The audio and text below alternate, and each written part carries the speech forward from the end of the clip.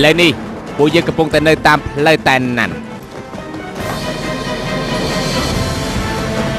ឆៃឆេបើកភ្លើងឆាប់បើកទ្វារទៅពួកយើងគឺជាប៉ូលីសឆាប់ចូលទៅសុំឆៃឆេលោកយើងមិនអាចម៉ាស្សាបានទេម៉ាស្សាស្នេហាអីអ្នកណាក៏មានតណ្ហាពីធម្មជាតិដែរគេត្រូវបរិច្ចាគទៅកម្មរបស់គេអញ្ចឹងហើយលោកគ្រូឈូខ្ញុំចំណាំលោកគ្រូបានខ្ញុំជាសិស្សរបស់លោកគ្រូច័ន្ទឈីកុងណាខ្ញុំឈ្មោះច័ន្ទស៊ីកុងនៅបន្ទប់5Bសាកលវិទ្យាល័យសេនអេនិកនោះអីអូយើងចំណាំឯងហើយឯងជួអាចដាក់ខោពេលដែលប្រឡងនឹងពិតមែនទេលោកគ្រូឈូលោកគ្រូមិនគួរមកទីនេះញញប់ពេកទេលោកគ្រូចាស់ហើយអាចពិបាកដល់ខ្លួនលោកគ្រូនៅថ្ងៃណាមួយបើមិនមកទីនេះធ្វើមិនដឹងថាយើងខ្លាំងយើងជិតដល់គម្រប់ខួប80ឆ្នាំហើយមិត្តដែលរៀនសាលាជាមួយនឹងឯងនោះពួកគេនឹងរៀបចំពិធីជប់លៀងឲ្យយើងហើយណាប្រកាសហើយលោកគ្រូឈូធ្លាប់បង្រៀននៅសាកលវិទ្យាល័យសេនអេនិកអស់រយៈពេល50ឆ្នាំហើយគាត់ពិតជាមនុស្សចិត្តទូលាយខ្លាំងណាស់ហើយគាត់ពិតជាមានប្រជាប្រិយភាពចំពោះសិស្សជាច្រើន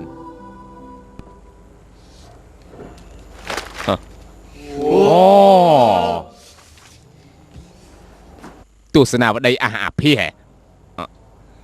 លោកគ្រូឈូគឺពួកយើងរើសវាបានតែពិតមែនហើយលោកគ្រូពួកយើងរើសវាបានទេមិនអីទេពួកឯងគួរតែរៀនអំពីវាខ្លះបន្តទៀតទៅអ្នកណាក៏ចាប់ផ្ដើមអំពីសត្វដែរពេលពេញវ័យខួរក្បាលរបស់ពួកឯងគិតទៅលើរឿងការសម័យដូចនេះរយៈពេលនោះពួកឯងប្រកាសជាចង់ដឹងចង់ឃើញអំពីរឿងស្រីល្អណាស់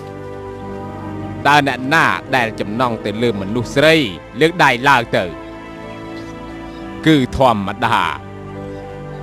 អេអាកុងឯងមិនចូលចិត្តទេគឺខ្ញុំចង់ឲ្យវាខ្លាចទៅជាពិតប្រាកដណាលោកគ្រូ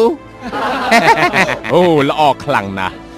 ម៉ាក់ខ្ញុំប្រាប់ថាបើយើងមានចំណងទៅលើមនុស្សស្រីច្រើនពេកអាចធ្វើឲ្យយើងវែងបានលោកគ្រូលោកតាខ្ញុំប្រាប់ថាបើយើងបញ្ចេញទៅកាម3ដងស្មើនឹងបញ្ចេញឈាម3ដងដែលខ្ញុំខ្លាចដែរមិនចឹងនោះទេការមានអារម្មណ៍នោះគឺវាជារឿងធម្មតាតាគឺវាល្អទេបើសិនជាយើងមានវាម្ដងក្នុងពេលមួយតែត្រូវចាំគឺមួយពេលតែម្ដងតែប៉ុណ្ណោះអរចាចាប់តាំងពីលោកគ្រូឈូគឺជាលោកគ្រូដ៏ចិត្តល្អម្នាក់នោះសិស្សដែលបានបញ្ចប់ការសិក្សាទៅគឺបានចាត់ទុកលោកគ្រូដូចជាឪពុកបង្កើតអញ្ចឹងទាំងអស់នេះគឺជាស្នាដៃរបស់ពួកគេអ្នកខ្លះខ្លាយទៅជាមន្ត្រីគ្រូពេទ្យតួសម្ដែងគ្រូទស្សន៍ទាយនិងអ្នករាំដល់ពេលខួបគម្រប់80ឆ្នាំរបស់លោកគ្រូឈូពួកគេបានសម្រេចចិត្តនឹងធ្វើពិធីជប់លៀងឲ្យគាត់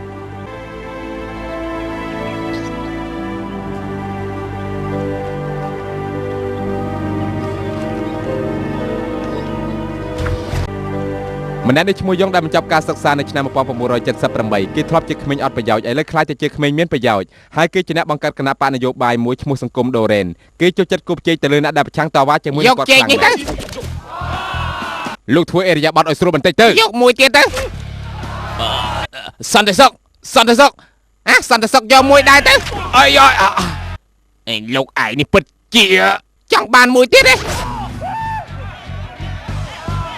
អើយអាចោគេបាញ់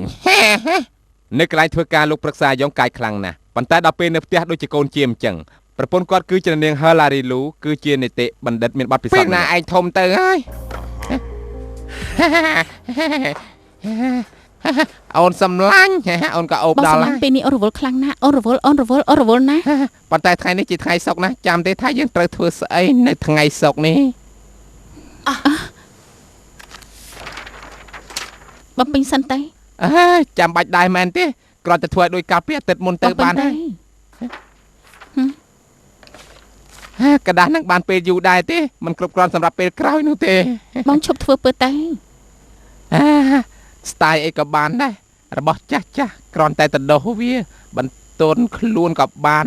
បន្ទាប់មកបងចូលចិត្តស្ទាយនេះជាងនេះគឺក្បាច់អ្នកសុំទៀនសុំបាយក្បាច់អ្នកសុំទៀនសុំបាយក្បាច់អ្នកសុំទៀនសុំបាយហ៎ស្អីគេអាហ្នឹង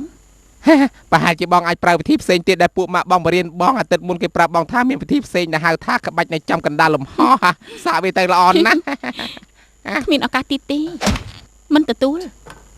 ចេញទៅវិញហើយទៅងូតទឹកទៅពាក់ស្រោម2គេងចាំអូននៅលើក្រេទៅណាអូខេបងមានពេល15នាទីបើមិនអញ្ចឹងទេបងធ្វើខ្លួនឯងហើយឲ្យលឺឡានណាអូនសម្លាញ់បងមិនអាចចាំយូរបានទេណា